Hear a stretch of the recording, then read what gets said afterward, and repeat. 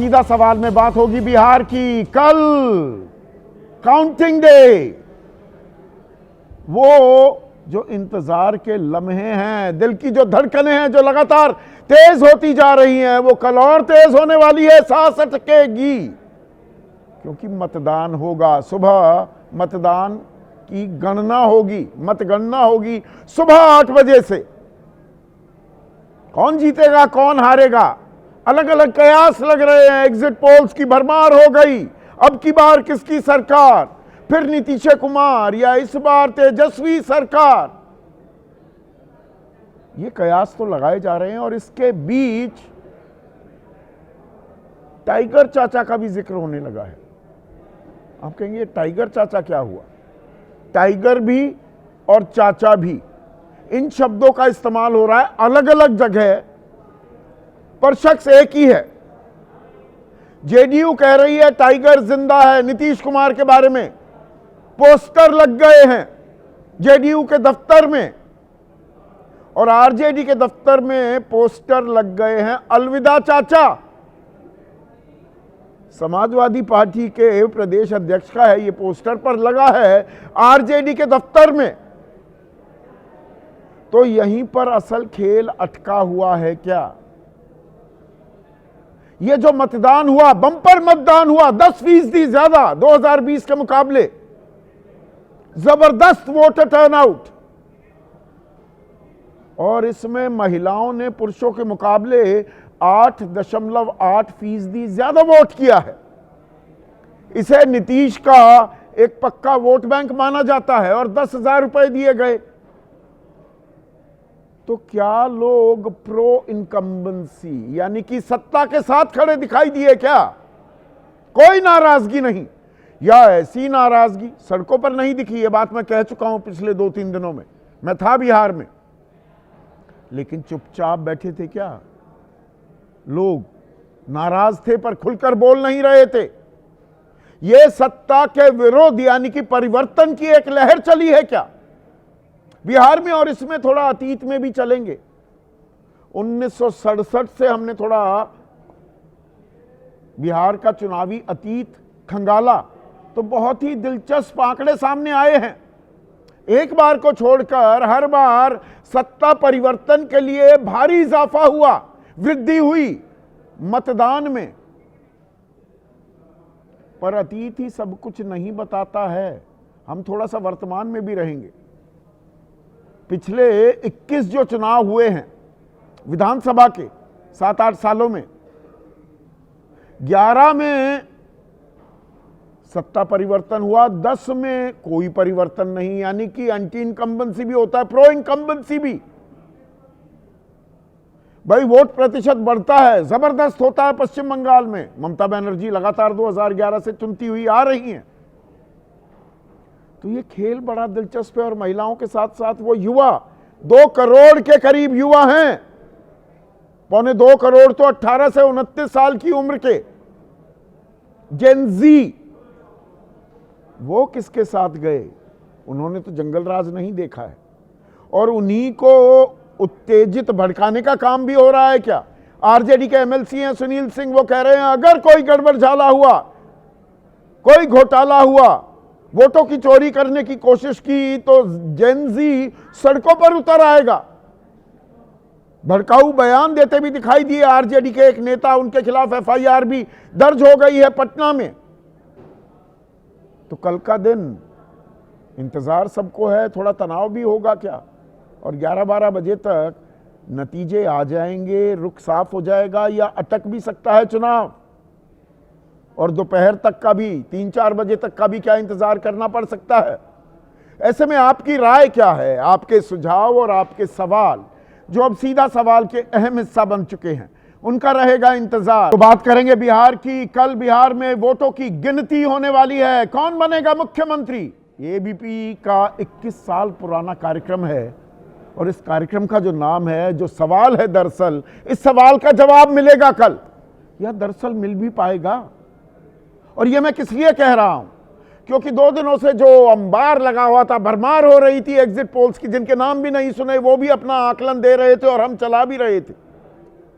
उन सब के बीच एक्सेस माय इंडिया ने थोड़ी कांटे की टक्कर वाली तस्वीर पेश कर दी। प्रदीप गुप्ता ने 121 से 141 एनडीए यानी कि 131 और 98 से 118 यानी कि 108 बीच की फिगर महागठबंधन को दे दी। 121 कहना मतलब एक आशंका जाहिर कर दी कि भाई हो सकता है एनडीए की सरकार ना बने, और बिल्कुल द्वार पर खड़ी हुई महागठबंधन की टीम भी, वो गठबंधन दिख सकता है। 118 ये सवाल मैंने प्रदीप गुप्ता से कल पूछा भी था, भाई 123 से 143 कह देते, बात खत्म। तो अगर अटकने वाला खेल है तो लंबा भी चलेगा, और कौन बनेगा मुख्यमंत्री, इस सवाल का सीधे सीधे क्या जवाब नहीं मिलेगा? नए समीकरण भी आ सकते हैं क्या?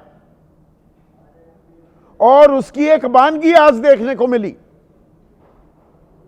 जेडीयू के दफ्तर पर पोस्टर लगे, टाइगर जिंदा है, सलमान खान की फिल्म का टाइटल है ये, लेकिन यहां पर नीतीश कुमार को टाइगर बताया गया कि नीतीश कुमार अभी जिंदा हैं, वो दलित, महादलित, पिछड़ा, अति पिछड़ा, सवर्ण, अल्पसंख्यकों के संरक्षक हैं।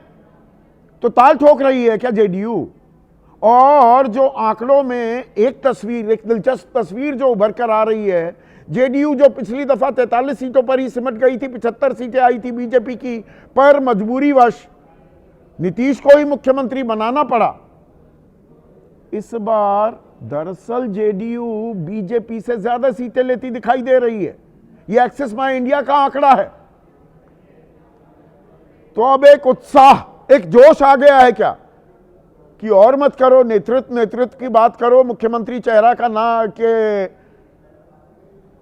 सवाल पर मोहर ना लगाइए, अब तो लगानी पड़ेगी, अब तो नीतीश ही बनेंगे। क्या यह कहती दिखाई दे रही है जनता दल यूनाइटेड? उधर आरजेडी के दफ्तर में पोस्टर लगे हैं, चाचा अलविदा, कि हो गया 20 साल का राजकाज आपने चला लिया, सरकार चला ली, अब परिवर्तन की लहर आ गई है, अब आप बदले जाएंगे, तो चाचा अलविदा। इसमें भी दिलचस्प बात यह है कि समाजवादी पार्टी के बिहार यूथ अध्यक्ष धर्मवीर यादव ने यह पोस्टर लगाए हैं, आरजेडी के दफ्तर में पोस्टर लगे हैं। इसमें एक और दिलचस्प कड़ी यह है कि आरजेडी हेडक्वार्टर्स पर तेजस्वी को नायक बताने वाला पोस्टर गायब हो गया है। तो अब नायक नहीं मुख्यमंत्री बनने जा रहे हैं क्या? 36 साल की उम्र में तेजस्वी यादव, 32 साल की उम्र में प्रफुल्ल महंता 80 के दशक में असम के मुख्यमंत्री बन गए थे। लेकिन अगर तेजस्वी मुख्यमंत्री बनने के कगार पर पहुंच जाते हैं या बनते हैं तो सबसे युवा मुख्यमंत्रियों में से एक होने वाले हैं। पर इसमें अब सवाल आ जाता है, जो नीतीश पर थोड़ा सा आक्रामक होती दिखाई दे रही है जेडीयू, क्या यह प्रो इनकम्बेंसी फैक्टर है? अगर एनडीए सत्ता में एक बार फिर वापसी करता है, क्योंकि 10% का इजाफा मतदान में, उसमें 8.8% पुरुषों के मुकाबले महिलाओं ने ज्यादा वोट किया, और 10-10 हजार रुपए तो खटाखट गए, 1,21,00,000 महिलाओं के खाते में। उन्होंने बम्पर वोट दिया है क्या? पहली नजर में ऐसा दिखा, लेकिन फिर यहां पर एक्सिस माय इंडिया का आंकड़ा आता है। 45% महिलाओं ने एनडीए को वोट दिया, लेकिन 40% ने महागठबंधन को भी वोट दिया। ऐसा नहीं है कि भाई सारी महिलाएं वो तो चल पड़ी नीतीश के साथ, या नीतीश के साथ ज्यादा चली, बीजेपी के साथ नहीं गई। यहां पर नीतीश फैक्टर और मोदी फैक्टर में भी थोड़ा सा अंतर करने की जरूरत आ रही है क्या? डबल इंजन सरकार को वोट मिला है या नीतीश कुमार को वोट मिला है? और प्रो इनकम्बेंसी की बात हो तो 2000, 1995, 1990 ये 3 बार ऐसा हुआ है बिहार में कि 60% से ज्यादा मतदान हुआ। इस बार जो मतदान हुआ है वो 67.13%। तो 90, 95, 2000 तीनों बार लालू प्रसाद यादव की सरकार बनी। तो यहां आरजेडी को फायदा होते दिखता है, भाई 60 से ऊपर गया। पर इससे और बेहतर तस्वीर या आकलन करने के लिए हमें पीछे जाना पड़ेगा 1967 तक। तब मतदान में वृद्धि हुई थी 7% और कांग्रेस को सत्ता से बाहर कर दिया गया था बिहार में। फिर 1980 में 6.25% का फिर से एक जंप आया, वृद्धि हुई मतदान में, वोटर टर्नआउट में, तो कांग्रेस की जीत हो गई, उन्होंने जनता दल को बाहर कर दिया। फिर 1990 में फिर से 5.6% का इजाफा हुआ, तो जनता दल ने कांग्रेस को सरकार से हटा दिया। वो जगन्नाथ मिश्रा की सरकार थी, वो हट गए।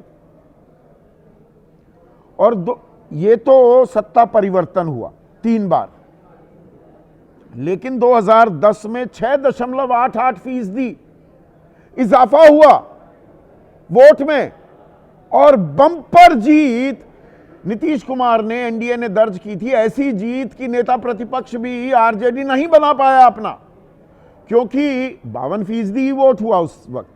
आप कहेंगे 52%, और उसमें भी 6.25% का इजाफा हो गया था। जी, 2005 में 2 बार चुनाव हुए, 45% मतदान हुआ था सिर्फ।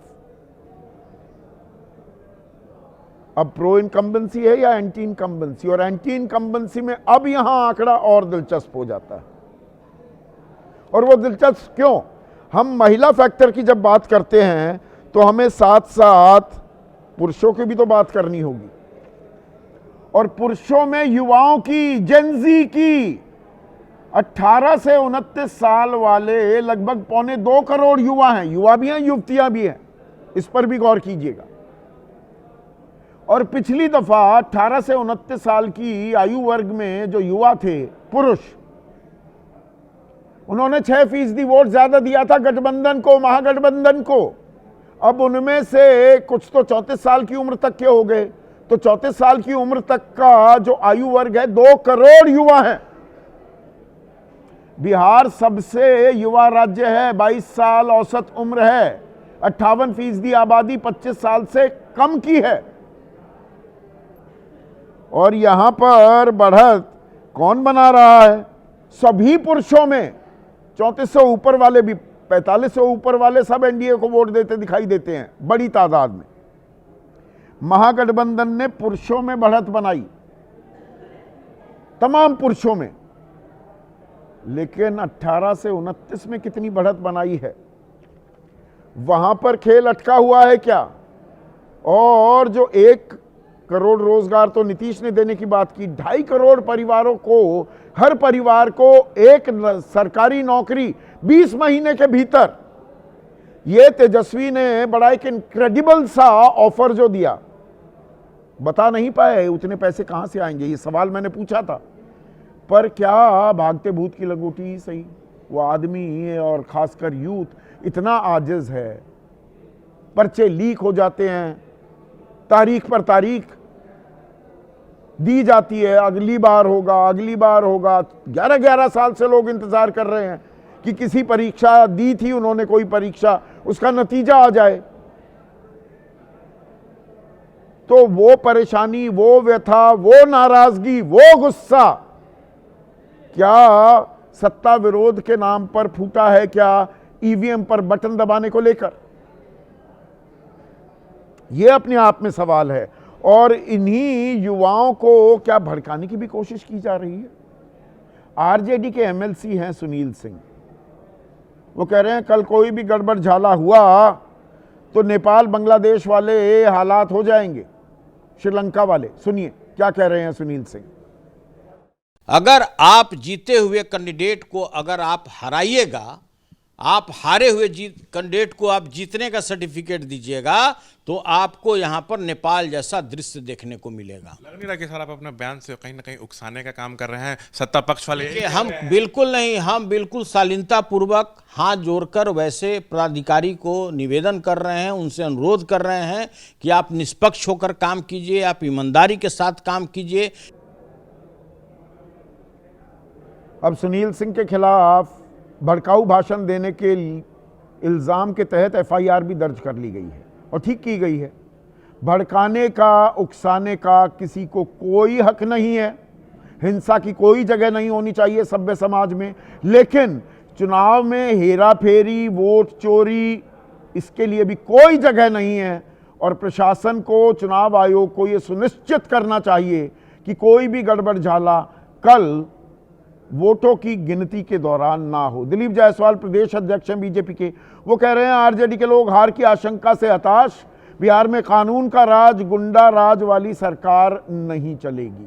अब गुंडा राज से याद आया, वो मोकामा में बाहुबलियों की लड़ाई हो रही है। सूरजभान की पत्नी है, वो भी बाहुबली, और अनंत सिंह वो तो जेल में बैठकर ही चुनाव लड़े। वहाँ पर मिठाई, पकवान, अभी से तैयारी हो गई है, गुलाब जामुन बनाए जा रहे हैं। बीजेपी के दफ्तर में भी लड्डुओं की तैयारी हो गई है। कई बार वो लड्डू बर्बाद भी हो जाते हैं, ये भी हमने होता देखा है, लेकिन तैयारियां पूरी हैं। राजेश राम प्रदेश अध्यक्ष हैं कांग्रेस के, वो कह रहे हैं लोगों ने 20 साल की सरकार के खिलाफ वोट दिया है। गिरिराज सिंह कह रहे हैं बिहार की जनता आरजेडी और कांग्रेस का जंगल राज वापस नहीं चाहती है। ऐसे में आज का सीधा सवाल अब आपके स्क्रीन पर, टाइगर जिंदा या चाचा अलविदा? और सत्ता के साथ या विरुद्ध तय करेगा बिहार का युद्ध। बिहारी सत्ता के साथ हैं या सत्ता के विरुद्ध हैं।